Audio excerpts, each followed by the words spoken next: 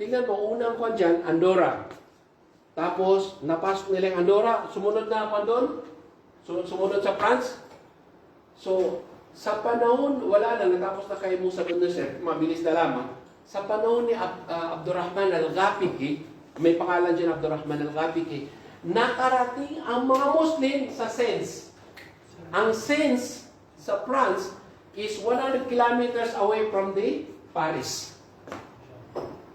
Nakarating sa Sens sa eastern part of France. Eastern part of Paris.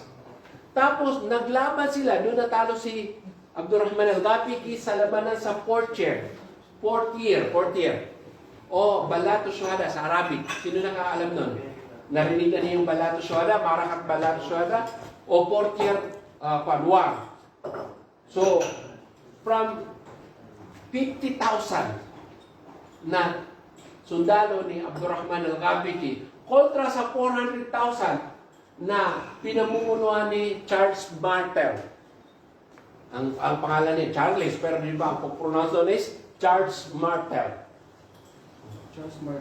Charles Martel, kalaban niya 400,000. 9 days sila naglaban, brother.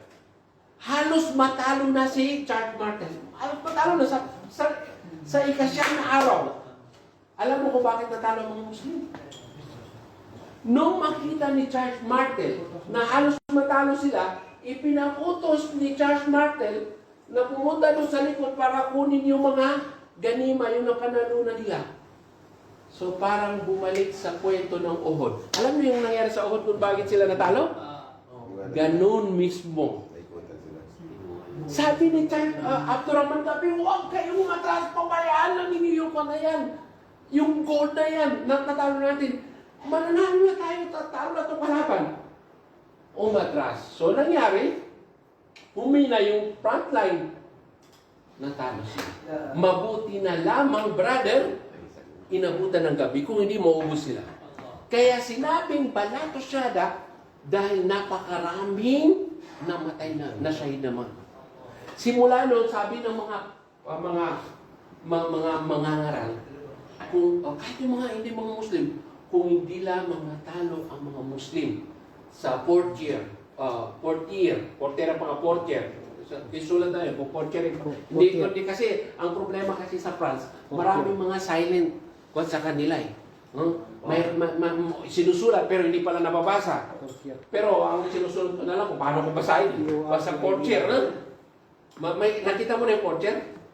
Portier, doon sa lugar na yun. Toulouse, Portier. Sa una ng Toulouse, may bansa dyan na Toulouse, tapos Portier. Portier, then Paris na. Siguro mga nasa 300 kilometers away. Doon natalo yung mga Muslim. Pero kung ginawa lamang ni Abdurrahman, kasi ganito yun eh. Kunwari, ito yung Paris. Ito, Sans.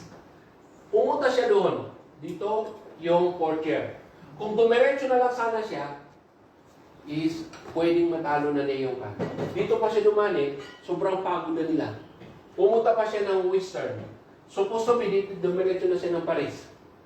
Kasi yung hindi pa sila napagod at wala pa masyadong dala-dala ng mga kan. Yung bounty, boating. Wala pa masyadong dala-dala. So pwede nilang matalo. Kahit ganoon pa ng 400,000. Kahit ngayon, pwede na matatalo na nga nila eh. Kaunting diferensya lamang. Mas nanay sa kanila yung makamundong bagay. Namatay siya. Nasahin siya Abdurrahman al-Ghafiqi. So dahil doon, hindi na nila napasok ang Spain. Well, tumagal lamang ang mga Muslim sa France, mga kulang-kulang 50 years. After that, nawala na mga power ng Muslim sa France, dito na sila nag-concentrate dito na. Saan yun? Dito sa Spain. Tumagal sila dito, 800 years. Inshallah, sa mga susunod na lecture natin, yun na lang, pag-usapan na lang natin, paano nangyari paano sila nanirahan dito sa France, anong mga kabutihan na nangyari dito sa Spain.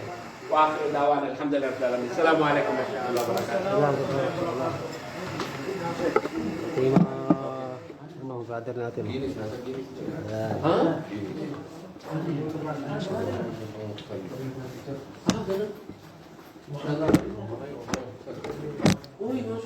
Oh, assalamualaikum Ustaz. Mabiyo mo na. Oy, oy. Ano si? Zubair, ha? Masya Allah. Hindi ka pag-alam ka Habib. Habib Usman? Habib Mudin. Si Habib Mudin. Ako na magaling ka.